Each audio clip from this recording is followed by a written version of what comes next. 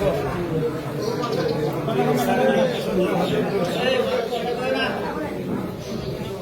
হজত গৈ মক্কা শৰীফৰ পৰা খবৰ পালোঁ অসমত আৰু গোটেই ভাৰতবৰ্ষত অসমত সবচে বেছি বন্যা হৈছে। আমি তাত দোয়া কৰিছোঁ, কৰাইছোঁ হাজিসকল দি যে আমাৰ অসমত এইৰকম বিপদ চলি আছে। আমি তাৰ পৰাই আমাৰ MLA সকলক মই ভিডিঅ' বনাই পঠাইছোঁ মদিনা শৰীফৰ পৰা। যাৰ যিমান আল্লাহ ক্ষমতা দিছে আপোনালোকে এই মানুহবিলাকেই আপোনালোকক জিকাইছে আগে। আপোনালোকে কে ভোট দিছে ভোট দিয়া নাই এইটো চিন্তা কৰিব নালাগে। আপোনালোকে যি সামৰ্থ্য আছে এইটো লৈ মদত নামি যাব আৰু এই বিপদগ্ৰামী মানুহসকলৰ সন্মুখত থাকক, সেইসকলক গৈ সাহায্য কৰিব লাগে। ইলেকশ্যন হাৰা জিকা ডাঙৰ ডাঙৰ মানুহ বাজপেয়ীজিও হাৰিছে, ইন্দিৰা গান্ধীও হাৰিছে, আমাৰ অসমৰ ডক্টৰ হেমন্ত বিশ্ব শৰ্মাও হাৰিছে। এইটো কোনো কথা নাই, এইটো হয় একদিন প্ৰেসিডেন্ট। আজি ধুবুৰীৰ মানুহে মত 3বার MP হিসাবে জিকাইছে, 1বার MLA হিসাবে জিকাইছে, শালমারা মানুষ আর কি লাগে। এইবার যে জিতটো কংগ্রেসের হয়েছে এইটো কংগ্রেসের জিত নহয়, কংগ্রেসেরও নহয়। আপোনালোকে জানে অল ইণ্ডিয়া তাত দোয়া করেছে, মক্কা মদিনাত দোয়া হয়েছে যে মোদী হটাও দেশ বাঁচাও, মোদী হটাও দেশ বাঁচাও। আপোনালোকে অলপমান মনে মনে থাকক, প্ৰত্যেকে কথা ক'লেতো কথা শুনাও লাগে। কিবা কৈছে তাকে ভাই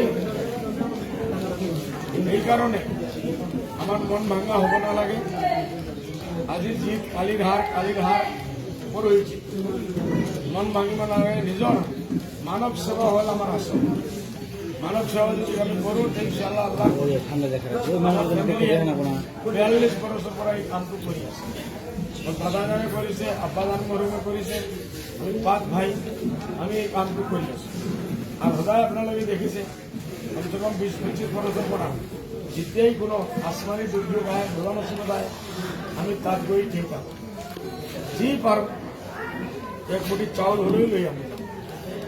এইবাৰো এই যে ব্যস্ত হৈছে, মই তাৰ পৰা প্ৰাইম মিনিষ্টাৰক চিঠি লিখিছোঁ, বিৰোধী দলপতি ৰাজীৱ গান্ধী গৈ ৰাহুল গান্ধীক লিখিছোঁ যে আপুনি পাৰ্লিমেণ্টে এই কথাটো উঠাওক।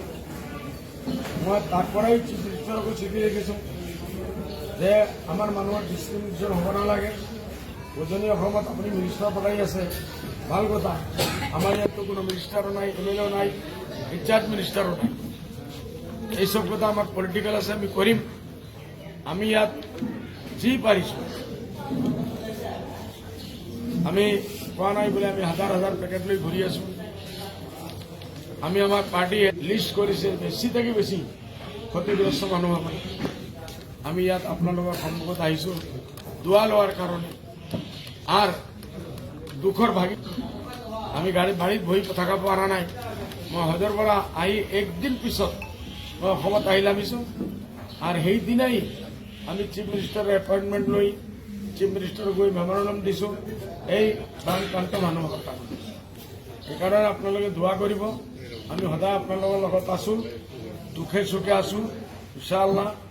আৰ আমি যিমান পাৰোঁ সাহায্য কৰিম। এই বন্যাৰ সমস্যাটো সদায় কাৰণে ন্যাশনাল ক্যালামিটি এটা ডিক্লেয়াৰ কৰাৰ কাৰণে মই বাৰবাৰ পাৰ্লিমেন্টত উঠাইছোঁ, কোনো অন্য পাৰ্টি উঠোৱা নাই।